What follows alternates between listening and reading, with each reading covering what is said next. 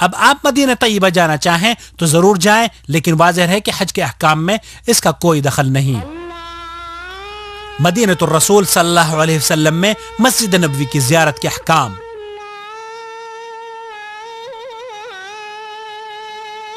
مدینہ منورہ کو حرم رسول صلی اللہ علیہ وسلم، دار ہجرت اور مقام نزول وحی ہونے کا شرف حاصل ہے۔ مسجد نبوی کی زیارت کرنا سنت عمل ہے۔ دنیا میں صرف 3 ایسی بابرکت جگہیں ہیں جن کی طرف سفر کرنا مشروع ہے: بیت اللہ الحرام، مسجد نبوی اور بیت المقدس، کیونکہ اللہ کے رسول صلی اللہ علیہ وسلم نے فرمایا ہے کہ صرف 3 مساجد کی طرف ثواب کی نیت سے رخت سفر باندھا جا سکتا ہے، ایک مسجد حرام کی طرف، دوسرے مسجد نبوی کی طرف اور تیسرے مسجد اقصی کی طرف۔ السلام علیکم ورحمۃ اللہ وبرکاتہ۔ الحمد للہ رب العالمین، والصلاة والسلام على أشرف الأنبياء والمرسلين نبينا محمد وعلى آله وصحبه أجمعين وعلى من تبعهم بإحسان إلى يوم الدين، أما بعد، فأعوذ بالله من الشيطان الرجيم، بسم الله الرحمن الرحيم۔ الحج أشهر معلومات، فمن فرض فيهن الحج فلا رفث ولا فسوق ولا جدال في الحج۔ محترم حجاج اکرام، سب سے پہلے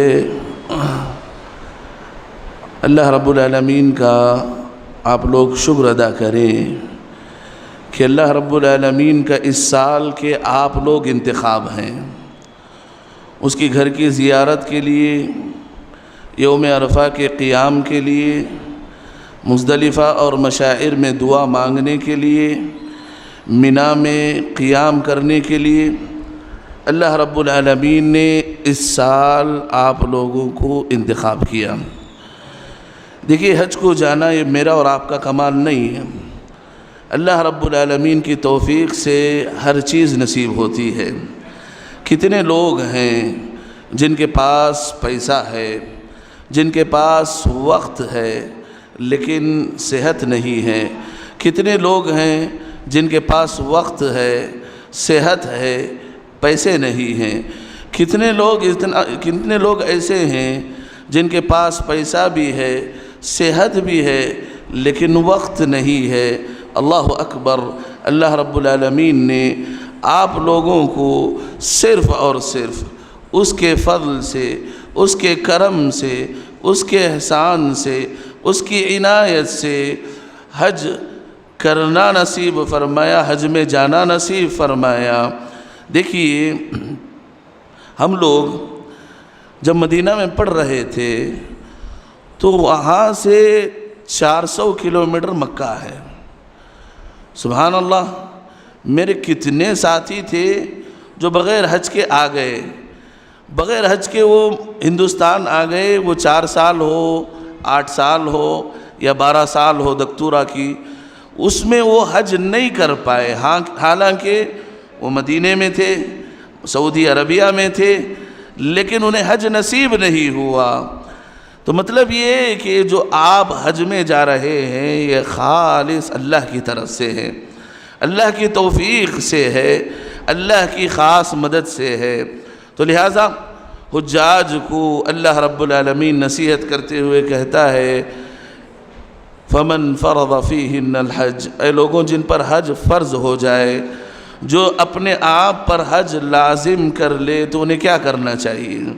فلا رفث، تو وہ فحش گوئی نہ کرے، گندی بات نہ کرے، گندے کام نہ کرے، جماع نہ کرے، ہم بستری نہ کرے، حالانکہ حلال ہے، لیکن ایام حج میں یہ چیزیں نہ کریں۔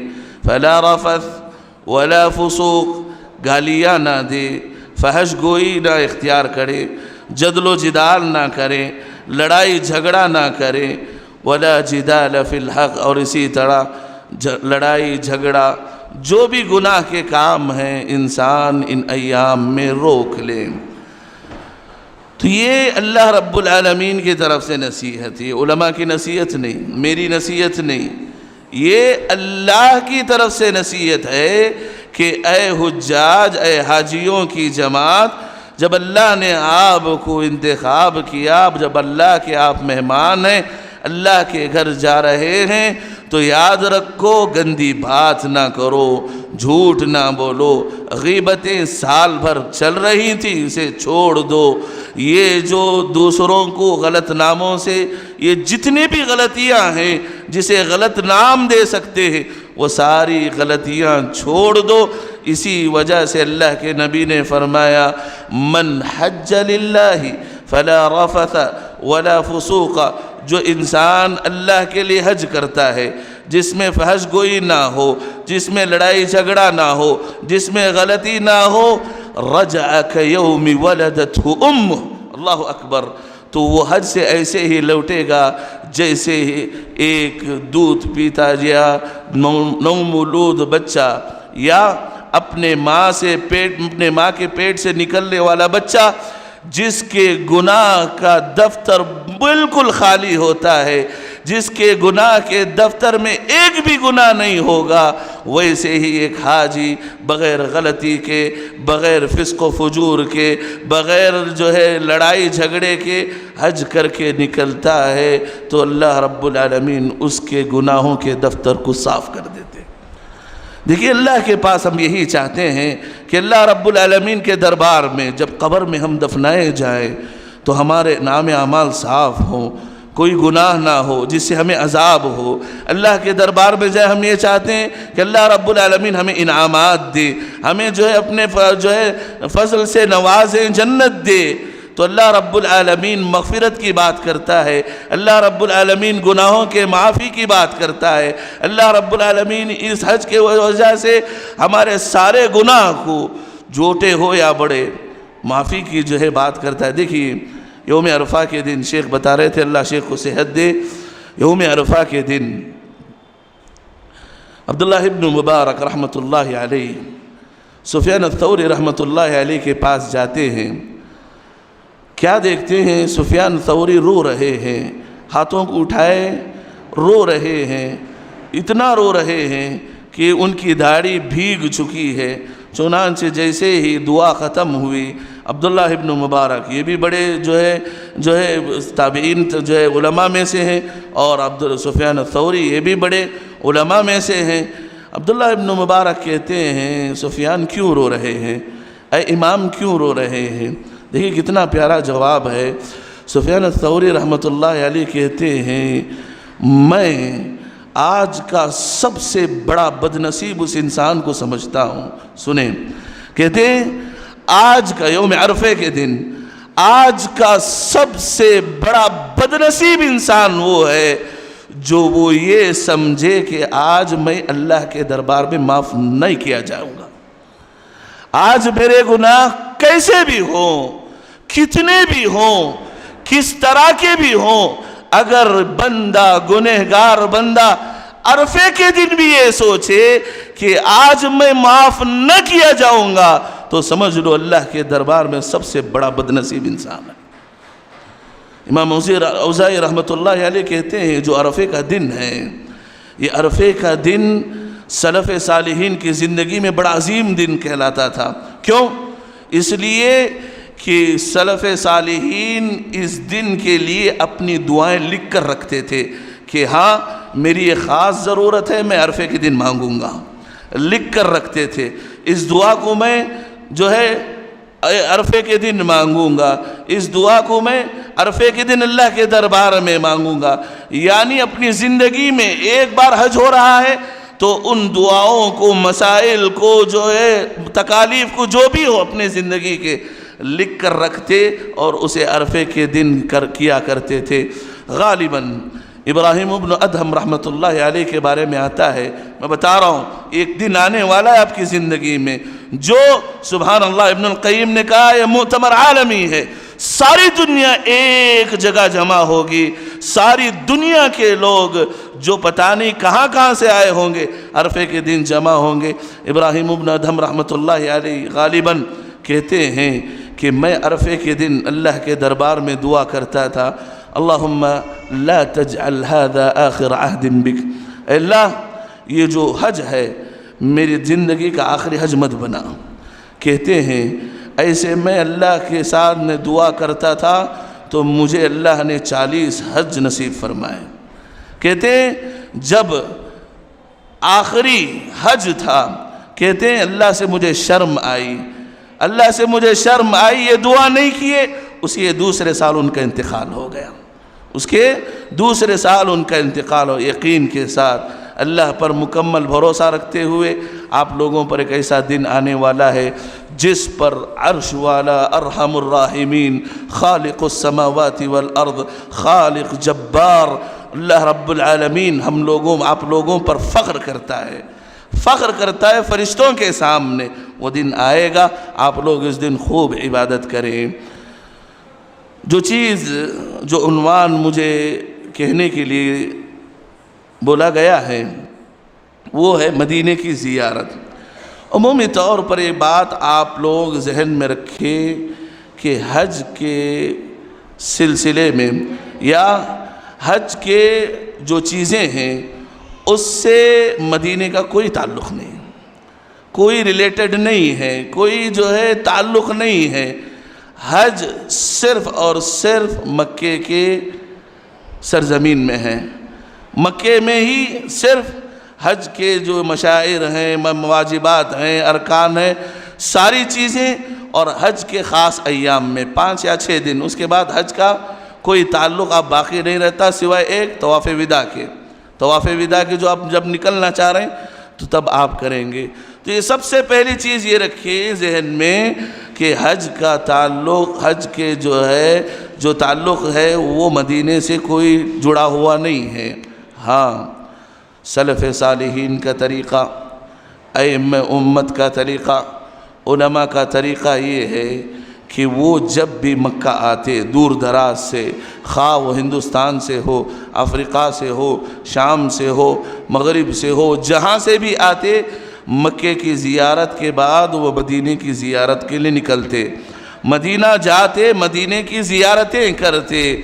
دیکھیے ابو محمد حسن بن علی البربہاری رحمۃ اللہ علیہ، جن کی ایک مشہور کتاب ہے شرح السنہ، شرح السنہ، اس میں لکھتے ہیں کہ جب وہ حج کے لیے آئے تو سلف صالحین کی طرح، سلف صالحین کی عادت کی طرح وہ بھی مدینے کی زیارت کے لیے گئے۔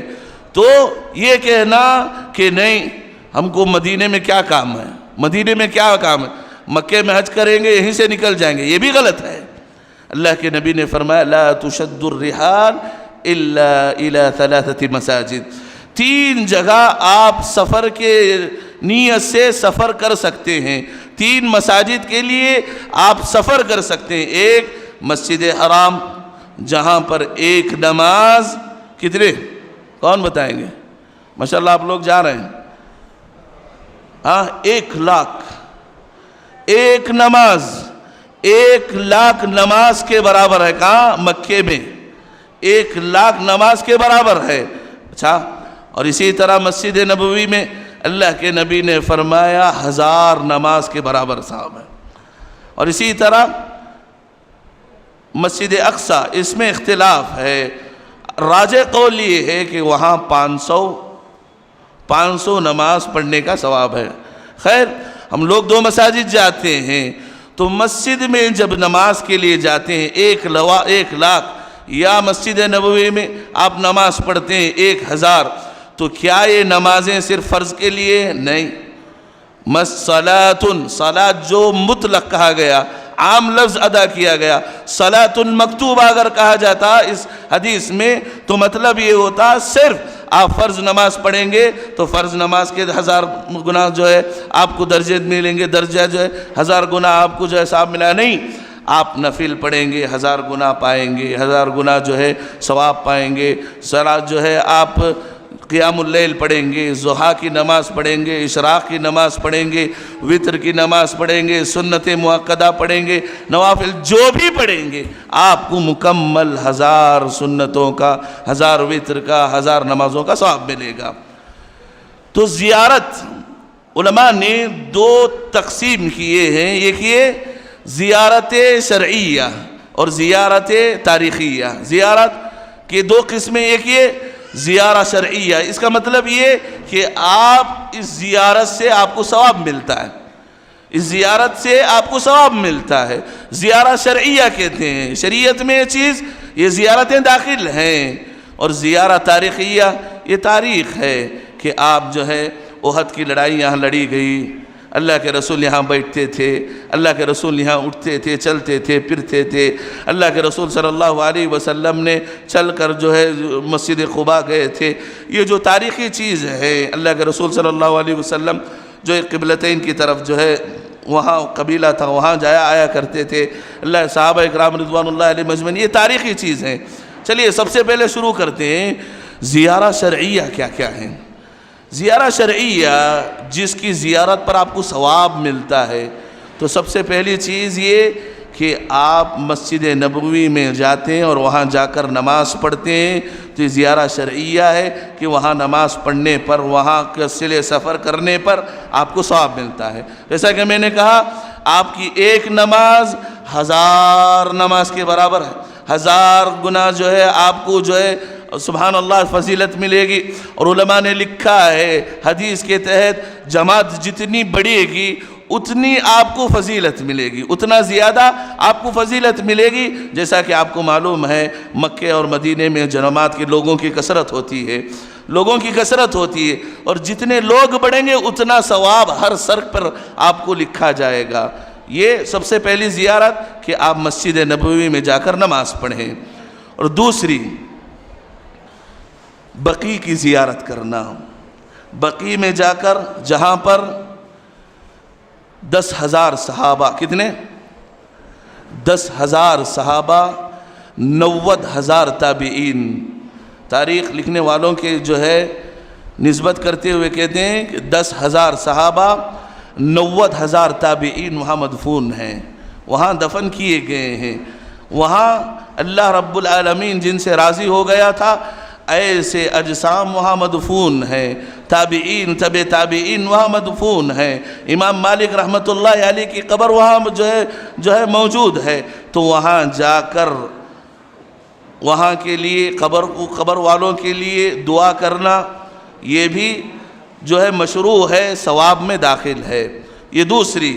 اور تیسری چیز یہ کہ آپ شہداء احد کے جو شہید صحابہ ہیں ان کے لیے دعا کرنے کے لیے جانا، وہاں جا کر وہاں کے سام جو قبر رہیں گے وہاں پر، جیسے بقیع میں آپ السلام علیکم ایھا الشہداء بھی اگر کہیں تو ممکن ہے، السلام علیکم ایھا القبور یہ بھی کہیں تو جائز ہے۔ تو آپ احد کے جو شہداء ہیں ان کے لیے سلام یا جو ہے ان کی مغفرت کے لیے دعا کریں۔ یہ تیسری جو ہے شرعی زیارت ہے۔ آخری جو شرعی زیارت ہے وہ ہے قباء کی طرف، ہو سکے تو آپ اپنے کمرے میں، اپنے روم میں وضو کریں، غسل کریں یا وضو کریں، وضو کر کے آپ پیدل ہو یا سواری میں، چلتے ہوئے یا گاڑی میں، آپ جو ہے قباء کی طرف جا کر 2 رکعت نماز پڑھیں گے۔ اللہ کے نبی نے فرمایا یہ 2 رکعت نماز ایک عمرے کے برابر ہوگا۔ عمرے کا ثواب جتنا ہوگا اتنے ثواب کے برابر یہ 2 رکعات ہوں گے۔ تو لہٰذا الحمدللہ یہ جو حکومت ہے اللہ کے فضل سے چلنے کا راستہ بھی جو ہے لگائی ہوئی ہے، لیکن یہ جو الحمدللہ جو ٹور آپریٹرز ہوتے ہیں وہ آپ کو ایک وقت ایک دن زیارت کے لیے رکھیں گے، تو انہی زیارتوں میں سے آپ کو قباء کی بھی زیارت کرائی جائے گی۔ یہ 4 چیزیں ہیں جس پر آپ کو ثواب ملتا ہے۔ مسجد نبوی میں جا کر نماز پڑھنا ثواب ملتا ہے، قبر جو ہے بقی میں جا کر آپ وہاں سلام جو ہے اہل قبور کو سلام پیش کریں گے، ان کی مغفرت کی دعا کریں، ثواب ملے گا۔ شہداء احد کے لیے، صحابہ کے لیے جا وہاں مغفرت کے لیے دعا کریں، ثواب ملتا ہے۔ اور اتنا ہی، اور آخری میں جو آپ وضو کر کے قباء کے لیے جاتے ہیں وہاں پر آپ کو مکمل عمرے کا ثواب ملتا ہے۔ یہ 4 شرعی زیارتیں۔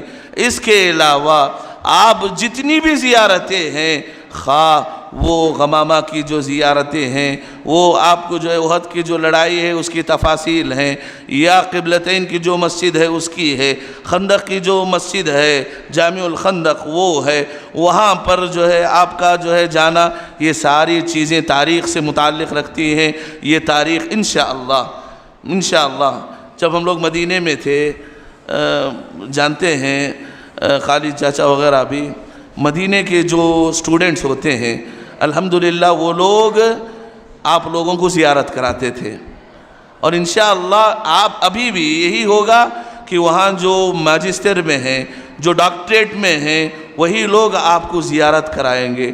اور جب ایک عالم، ایک جاننے والا جس کو معلوم ہو کہ خندق کی جنگ ایسی لڑی گئی، خندق میں یہ مسائل ہوئے، احد کا ماحول ایسا تھا، یہ لوگ جب آپ کو لے کر جائیں گے تو ایسا لگے گا گویا آپ کو اس وقت کا منظر بتا رہے ہیں۔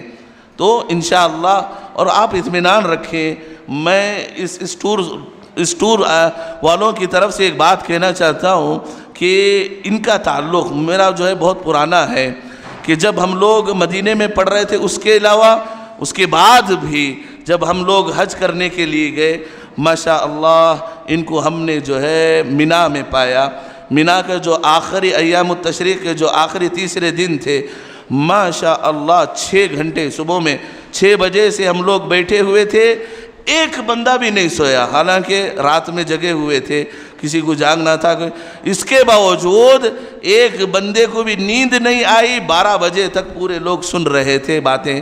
تو الحمدللہ یہ گروپ آسانی کے ساتھ آپ کو صحیح چیز کے ساتھ علماء کی رہنمائی میں آپ کو انشاءاللہ یہ حج کرائے گا۔ دیکھیے حج کے جو چیزیں ہیں یہ ہم لوگ عمر آباد میں، پھر کلیت الحدیث میں، پھر مدینے میں ہم پڑھتے رہے، دماغ میں اتنا نہیں بیٹھے۔ جب یہ پریکٹیکل کریں گے اور الحمدللہ علماء کے ساتھ جن کا حج ہو چکا ہے ایسے لوگوں کے ساتھ کریں گے تو آپ کے لیے آسانی ہوگی۔ تو ایک چیز جو آخری چیز میں بولنا چاہتا ہوں وہ یہ کہ آپ کوشش کریں کہ ہمارا حج ارکان، واجبات، مستحبات سے بڑھ کر نبی کے ہر سنت کے مطابق ہو، نبی کی چھوٹی بڑی سنت کے مطابق ہمارا حج مکمل ہو، یہ ہماری نیت اور ہماری خواہش ہونی چاہیے۔ دیکھیے کچھ چیزیں ایسی ہوتی ہیں جو حکومت سے تعلق رکھتی ہیں، اگر ہماری نیت اللہ کے نبی صلی اللہ علیہ وسلم کی سنت کی جو ہے عین اتباع ہو تو اگر حکومت کی طرف سے آگے پیچھے ہو رہی ہے، نیت کی وجہ سے ہمیں مکمل ثواب مل جائے گا۔ کیسے ہے؟ دیکھیے جیسا کہ استاد محترم نے کہا، جمرات کے بعد آپ کو دعا کرنا ہے۔ جیسے ہی آپ کو جمرات کنکر ماریں گے، آپ سیدھے طرف کھڑے ہوں گے، دعا کریں گے، لمبی دعا کریں گے، پھر جو ہے آخری سے ماریں گے، پھر لیفٹ سائڈ اپوزٹ کھڑیں گے۔ یہ آپ کو نہیں ہوگا، لیکن نیت یہ کریں گے کہ ہم علماء کی رہنمائی میں ہر وہ چیز کریں گے جو واجبات، رکن سے علاوہ، واجبات کے علاوہ سنتوں میں داخل ہے، تو اللہ رب العالمین تمہاری نیت کی وجہ سے اگر نہیں بھی کریں گے دے دے گا۔ تو پہلے جمرات میں آپ کنگریاں کیسے ماریں گے؟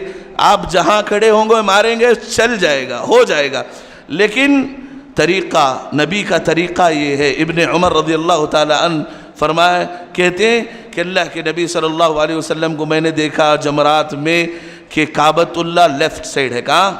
لیفٹ سائڈ کعبۃ اللہ ہے، سامنے جمرات ہیں یعنی پتھر ہے، شیطان ہے، جو سیدھے طرف کیا ہے؟ مینا کے ٹینٹ ہے، مینا سیدھے طرف، لیفٹ سائڈ کعبۃ اللہ سامنے یہ ہے، اور وہاں جمرات کیے، تو یہ سنت ہے۔ اگر بھیڑ کی وجہ سے آپ کو یہ سنت نہیں بھی مل، نیت کی وجہ سے آپ کو مل جائے گی۔ مزدلفہ میں آپ کو لوگ فجر کی نماز کے بعد نکال لیں گے۔ طریقہ یہ ہے کہ آپ وہاں کھڑے ہو کر ہاتھ اٹھا کر دعا کریں گے، ہاتھ اٹھا کر دعا کریں گے۔ اگر جلدی کی وجہ سے حکومتی طور پر یا ٹور جو ہے اپنے احباب کو جو ہے لے جانا چاہ رہے ہیں، جلدی میں اگر لے بھی چلے جائیں گے، نیت کی وجہ سے آپ کو ثواب مل جائے گا۔ ابن عمر رضی اللہ تعالیٰ عنہ کے بارے میں آتا ہے کہ واللہ کے نبی صلی اللہ علیہ وسلم کا عمرہ ایک مرتبہ دیکھے، دوسرے سال اللہ کے نبی جیسے کیے تھے وہ کوشش کر رہے تھے کہ ویسے کریں۔ لوگوں نے دیکھا، حد تو یہ اللہ کے نبی نے ایک جگہ ٹھوکر کہی تھی، وہاں ٹھوکر کھا کے گزرے۔ اللہ کے نبی ایک جگہ بیٹھے ہوئے تھے، ابن عمر وہاں بیٹھ کر گزرے۔ اللہ کے نبی وہاں کھڑے ہو کر پانی پیے، وہاں وہ کھڑے ہو کر پانی پیے۔ لہٰذا کوشش کریں کہ ہمارا عمرہ حج ہو اللہ کے نبی کی سنتوں کے مطابق ہو۔ تو اگر کہیں آگے پیچھے ہو رہا ہے، اللہ رب العالمین نیتوں کے حساب سے وہ ساری چیزیں دے دیتا ہے۔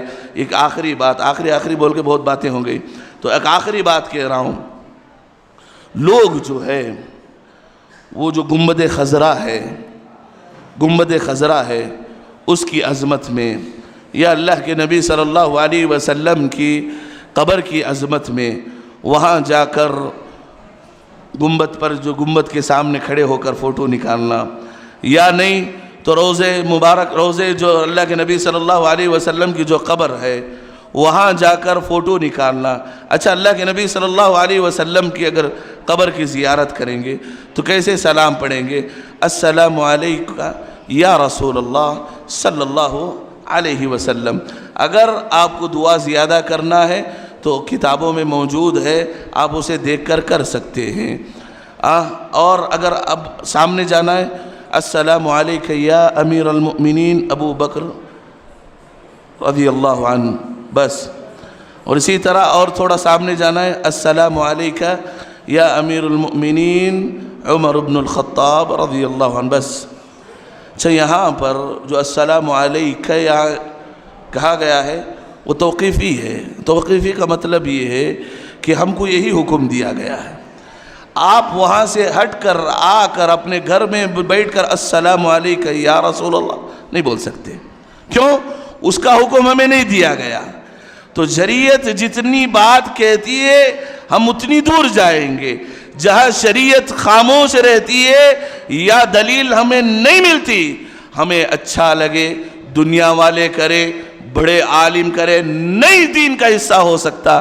یاد رکھو یہ دین کا حصہ ہے کہ آپ وہاں جا کر بس اتنا کہیں السلام علیکم یا رسول اللہ صلاۃ ربی وسلامہ وبرکاتہ علیہ ادى الامانہ ونصحت الامہ، جو بھی دعائیں منقول ہیں آپ پڑھ سکتے ہیں۔ اور اسی طرح آپ السلام علیکم یا امیر المؤمنین ابو بکر صدیق، السلام علیکم یا عمر بن الخطاب رضی اللہ عنہ مجمعین، سلام پڑھ کے آپ نکل جا سکتے۔ تو وہاں جو بدعتیں ہوتی ہیں، جا کے چٹیاں ڈالنا، پیٹ نہیں دکھانا، ہاتھ اٹھا کر وہاں دعا کرنا، گنبد کے سامنے کھڑے ہو کر فوٹوਆਂ لینا، یہ ساری چیزیں دین کا حصہ نہیں، حج کا حصہ نہیں۔ آپ حاجی ہیں، اللہ کی مغفرت آپ لے کر مدینہ آئے ہوئے، اور آپ یہاں کر ایسے شرکیات میں، کفریات میں، بدعات میں، غلط چیزوں میں آپ جو ہے ملوث ہو جائیں گے۔ تو ممکن ہے، کوئی بعید نہیں کہ جہاں آپ کا دفتر پورا مٹ گیا ہو، پھر ان گناہوں کی وجہ سے آپ کی غلطیوں کا دفتر چالو ہو جائے۔ اللہ ہم سب کی مغفرت فرمائے۔ اللہ آپ لوگوں کو حج مبرور، جس کی جزا، جس کا ثواب الا الجنہ، اللہ کے نبی نے فرمایا سوائے جنت کے کوئی اور ہو نہیں سکتا۔ اللہ رب العالمین ایسا حج ہم لوگوں کو نصیب فرمائے۔ اللہ رب العالمین آپ کے سفر کو آسان کرے۔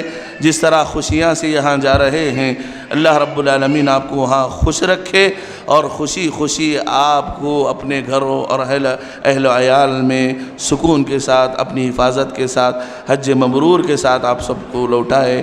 وآخر دعوانا الحمدللہ رب العالمین، والسلام علیکم ورحمۃ اللہ وبرکاتہ۔ بڑے مشاہد کے ذریعے سوال جواب، کوئی سوال ہے؟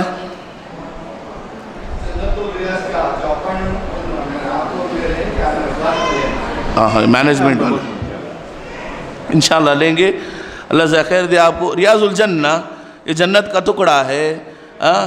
ما بین بیتی و منبری روضۃ من ریاض الجنہ. اللہ کے نبی نے فرمایا میرے گھر اور میرے منبر کے درمیان جتنی بھی جگہ ہے وہ ریاض الجنہ ہے، جنت کا ایک ٹکڑا ہے. تو اگر آپ کو وہاں نماز کے جو ہے اندر جانے کے جو ہے موقع ملتا ہے، آپ وہاں جا کر دعا کریں. یہ دعا کریں کہ یا رب، تیرے نبی نے کہا یہ جنت کا ایک ٹکڑا ہے، دنیا کے جنت میں سجدے نصیب ہو رہے ہیں، آخرت کی جنت بھی تو نصیب کر دے. دعا کریں. جنت اللہ تو یہاں دکھایا جنت کے ٹکڑے کو، آخرت میں بھی تو ہمیں جنت نصیب فرما. آپ یہ وہاں جا کر ضرور دعا کریں. ریاض الجنہ جیسا کہ میں نے کہا کہ کوئی جو ہے شریعت کا اس سے تعلق نہیں ہے، ہاں اس کی جہاں فضیلت ہے تو وہ ہے. تو آپ جو ہے وہاں جا کر نماز موقع ملے تو آپ نماز پڑھ سکتے ہیں. یاد رکھیں دھکا بکی، آپ لڑائی جھگڑا، اللہ کے رسول صلی اللہ علیہ وسلم عمر بن الخطاب رضی اللہ تعالیٰ عنہ، عمر ہٹے کٹے تھے رضی اللہ عنہم اجمعین. عمر سے کہا اے عمر تم حجر اسود کو بوسہ دینے مت جاؤ. سبحان اللہ، کیسی نصیحت ہے. عمر سے کہا اے عمر تم حجر اسود کو بھیڑ کے وقت بوسہ دینے مت جاؤ. حجر اسود کو بوسہ دینا سنت ہے، مستحب ہے، لوگوں کو تکلیف دینا حرام ہے. نیکی کرنے، مستحب کام کرنے کے لیے حرام کام میں مبتلا ہونا ایسے ہی نہیں ہے. دھکا دینا، عورتیں ہوتی ہیں ان کو جو ہے ڈھکیلنا، معصوم لوگ ہوتے ہیں، بوڑھے ہوتے ہیں ان کو جو ہے کھودلنا، یہ کبھی شریعت جو ہے اس کی اجازت ہمیں بالکل نہیں دیتی.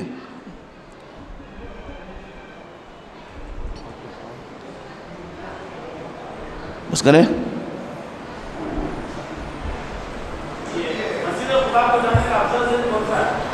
افضل دن جو ہے اللہ کے نبی صلی اللہ علیہ وسلم ہفتے کے دن معمول تھا. اللہ کے نبی کا معمول تھا. معمول مطلب یہ کہ جیسے ہم لوگ 3 وقت کھاتے ہیں یہ معمول ہے، 5 وقت نماز پڑھتے ہیں، یہ ایسے ہی زندگی کے معمولات میں سے یہ تھا کہ اللہ کے نبی صلی اللہ علیہ وسلم ہفتے کے دن فرض نماز ادا کرنے کے بعد اپنے پھوپھی کے گھر عاتقہ رضی اللہ عنہ کے گھر آتے، وہاں کچھ دیر آرام کرتے، کچھ کھاتے پیتے، وہاں سے وضو بنا کر چل کر ہو یا سواری میں قباء جاتے اور 2 رکعت نماز ادا کر کے آتے تھے. ہفتے کا دن افضل ہے. دیکھیے افضلیت موقع کے حساب سے ہے. آپ جو ہے اب مثال کے طور پر ٹور آپریٹرز ہیں وہ اپنے حساب سے کریں گے. آپ جو اس افضلیت کو میں نے کہا آپ نیت تو رکھیں، نیت رکھیں. وہ لوگ اپنے حساب سے کریں گے، آپ کو اپنی نیت کے حساب سے اللہ اجر و ثواب دے دے گا. سمجھ رہے ہیں؟ آپ نیت رکھیں کہ ہم افضل چیز کو لے کر چلیں گے. ہاں حکومت سے طور پر ہو یا جو بڑے لوگ ہیں ان کو جو ہے ترتیب دینے میں مشکل ہو رہی ہو، وہ اپنے حساب سے بھی لے کر جائیں گے. آپ کو نیت کے حساب سے آپ کو اجر و ثواب مل جائے گا. افضل یہ کہ آپ ہفتے کے دن جائیں.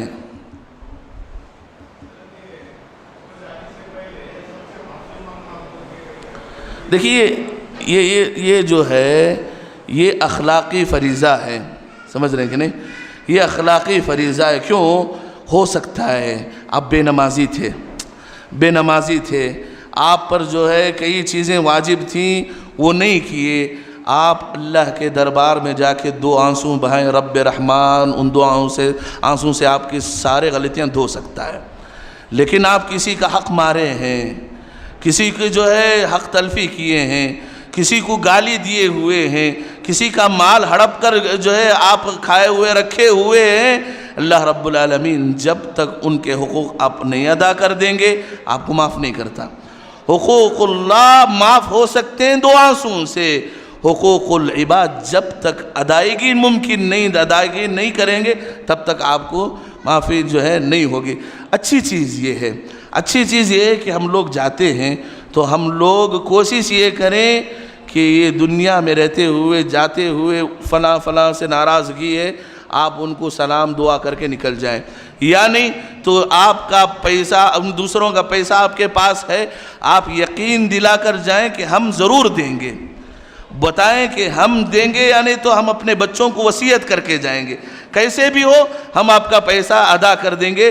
اللہ کے نبی صلی اللہ علیہ وسلم نے فرمایا جو انسان قرض ادا کرنے کی نیت سے لیتا ہے اور دل میں نیت ہوتی ہے قرض ادا کر دوں گا، پھر اسے مشکل ہوتی ہے، اللہ اس کا ساتھ دیتا ہے. اللہ اس کے لیے آسانیاں دیتا ہے، رزق کے دروازے کھول دیتا ہے. اگر کوئی یہ نیت ہی یہ ہے کہ کھائیں گے ڈکار دیں گے بس، تو اللہ رب العالمین ایسے لوگوں کو جو ہے معاف نہیں کرتا. لہذا تو ہونا یہ چاہیے کہ آپ جانے سے پہلے دل کو صاف رکھیں، دل کو صاف رکھیں، دل کو جو ہے پاک رکھیں، اور آپ جو ہے جن سے دشمنیاں ہیں آپ معاف کر کے جائیں. آپ جو ہے علل اعلان کہیں کہ میں سب کو معاف کرتا ہوں، اور جو لوگ جو ہے مجھ سے جو ہے یہ رکھ رہے ہیں میں ان سب کو جو ہے معافی کا اعلان کرتا ہوں. یہ چیزیں کر کے جائیں انشاءاللہ جو ہے آپ کے لیے. اور دیکھیے یہ موقع ہوتے ہیں، یہ موقع ہوتے ہیں پیار بانٹنے کا، ملنے ملانے کا. ایسے ہی موقع بھی چھوڑ دیں گے تو وہی آپ کے جو ہے تدفین میں آپ کی میت میں آ کے رحمہ اللہ بولیں گے بس. سمجھ رہے ہیں کہ نہیں؟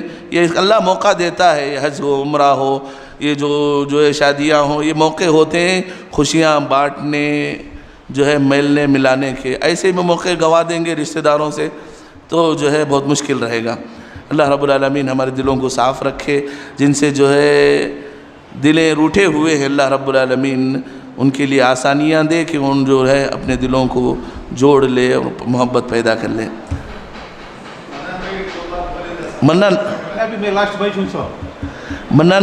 منان بھی دیکھیے ماشاءاللہ جو ہے ہر چیز کی آپ کو اطمینان سے آپ کو جو ہے واللہ 2020 نہیں ہم لوگ کیے 2022 سچ بول رہا ہوں ایک خاندان کی طرح آج بھی وہ گروپ ہے. آج بھی وہ گروپ ہے.